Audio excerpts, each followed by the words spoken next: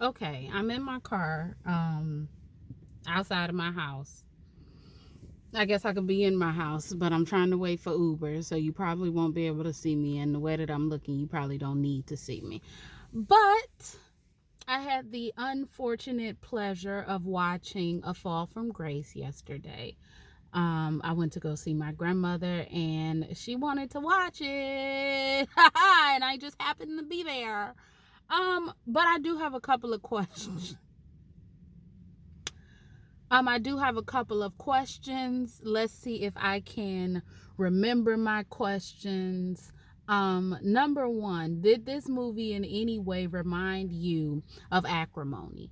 The person that I live with and we watched Acrimony about what, like 2 weeks ago, 3 weeks ago, and it wasn't a good movie. I do have to say that. But the whole,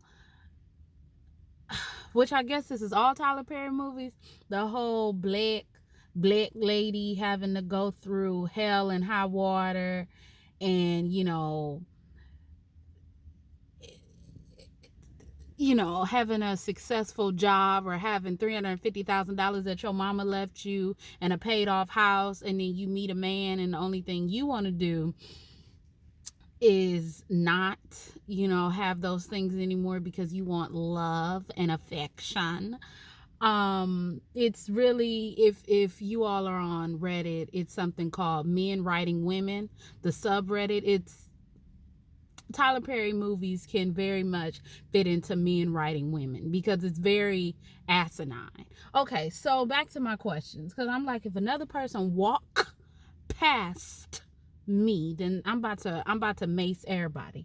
Anyway, so my number one thing that I have, well, not number one, these are out of order, and I'm literally just thinking off the top of my head. But as far as the storytelling aspect, why was her son Marcus, was that her son's name? Why was her son, Grace's son, introduced if he wasn't used at all? He was not, the lawyer, who I don't remember these people's names. The lawyer did not question him, especially after Sarah. And I can't believe Mrs. Huxtable out here doing all of that. That's number one. After Sarah telling the lawyer that she saw Marcus leaving the house after Grace called her, why would the lawyer's next step not to be, or be not be not why would the lawyer's next step not being not, Lord Jesus, I can't talk. Why wouldn't she go talk to Marcus? Marcus, I mean, I know that Marcus went and talked to her, but that was at the beginning of the film. It made really no sense. How was this lady, how was she arrested? They never showed how she was arrested, unless I'm missing something. If I am missing something, then please do let me know. We are working with shadows, and I'm not trying to run my battery down. How was Grace arrested? Grace had literally just beat this man's head in. How did he survive a beating to the head like that, with blood splattering each and every way? She was covered in blood, okay? This reminded me, y'all remember Kill Bill, right? Kill Bill, what was it? Kill Bill 1? Whatever. Kill Bill, when she killed Lucy Liu, and they were talking about Lucy Liu's background, and all of that blood splatter and everything. That the amount of blood splatter that this man, what's his name, Shannon, had, it was like, damn, like, this nigga dead. And then all of a sudden you see this man in the basement, and he just got a bandage on his head. Like, homeboy, In what world do you get beat that bad, okay, and not even have any type of brain damage? This nigga ain't had no concussion. This nigga was walking straight. His wig was still on. I'm very surprised, okay? I'm very, very much so surprised. Where in cop school do they teach you to just, oh, I do have something to say. If her husband or her man, the lawyer's man, was arresting someone, and then they said, check your computer, the dispatcher, whoever told him to check his computer, and they saw that Sarah Miller, I don't know if that's her last name, Sarah Miller was somebody else, then why not already have backup on the way, or say, okay, we'll meet you at your destination, considering that, like, this lady is a criminal, Sarah is a criminal. Why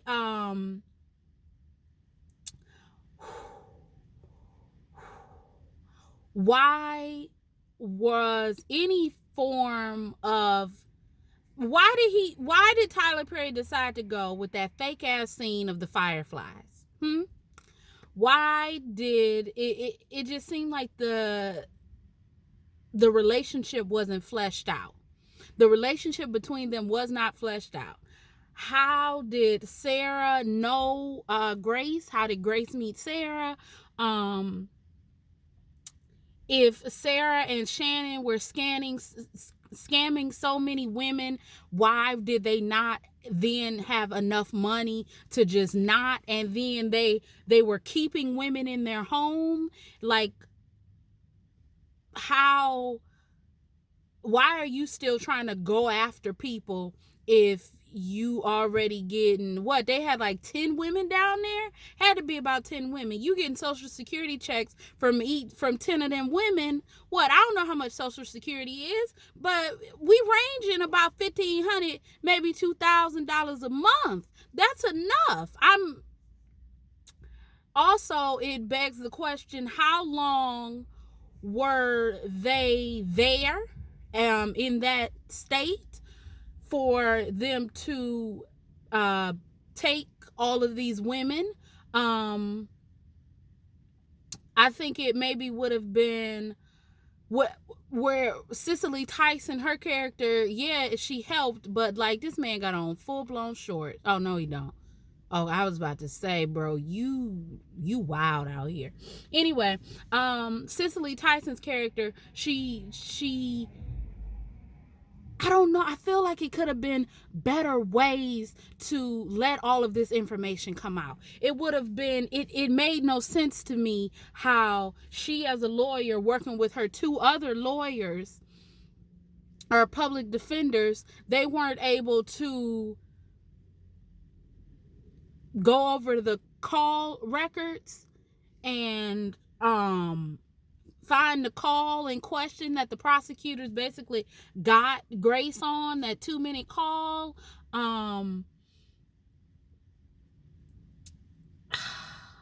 What happened to fingerprints and questioning, and how, okay, I have a lot of questions, but I think that something that would have been beneficial to this story is, you know how they do an A story and a B story? So basically what will happen is, I'm driving down the street, right? And then somebody be like, you're ugly. And then I shoot them, right? And then I end up in jail, but you don't see anything that happens like between that. But then at the end of the movie, when they start piecing everything together, I shot him, but then they start showing what happened after I shot him, and now it completes the story. So basically what I'm saying is, it would have been beneficial if we saw Sarah pulling up to Grace's house, Marcus not being there, because Marcus, we saw no meaningful scenes with Marcus. It's something I was watching about, like, if you introduce an element to a story, it has to be used to further the story. it's like you introduced your son Marcus, he didn't help you. Like what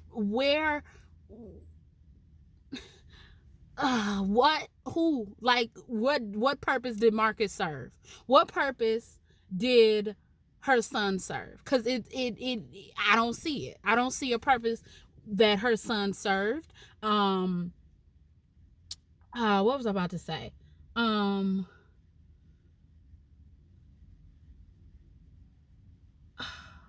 How long had Grace? I'm missing something? How long was Grace in prison?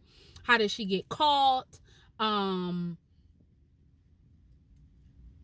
did Sarah decide to use Grace or like manipulate Grace? Their relationship seemed so rushed, and it was like, none of his family. He says, I guess he said his mother passed away, but like he has no one.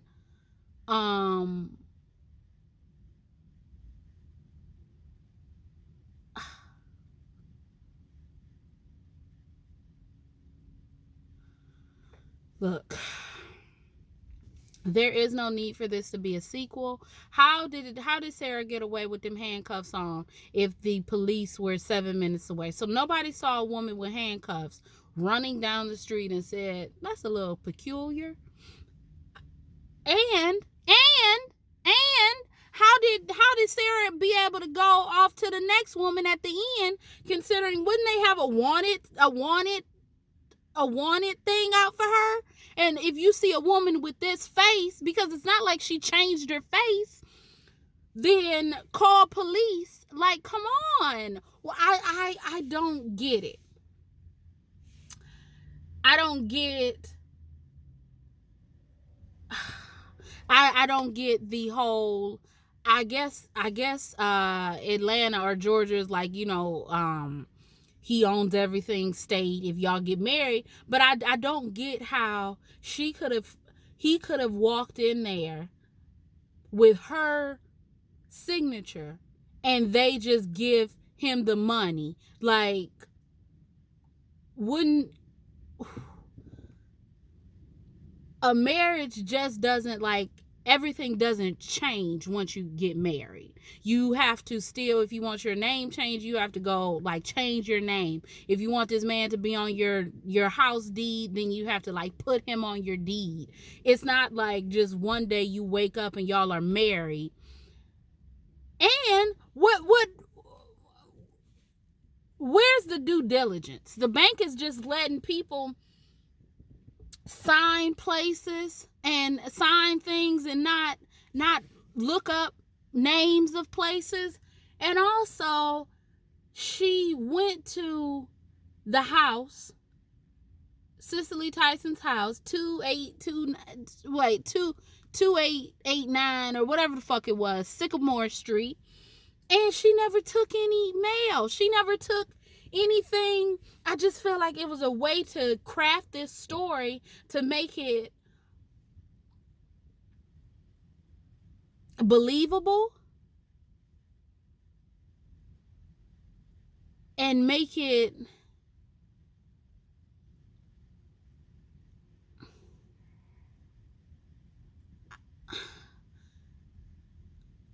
y'all. Look, I'm done. Okay, I don't understand anything about this movie.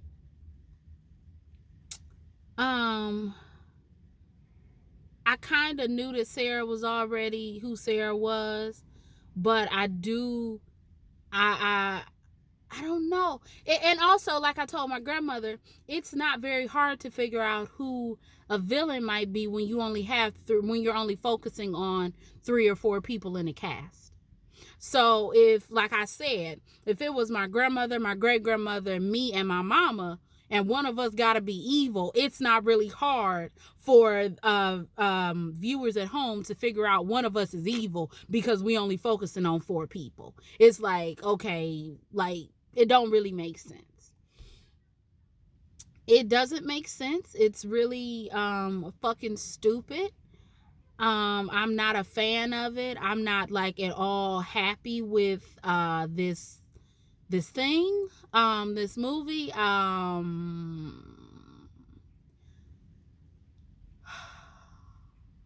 maybe if I watch it again and I like,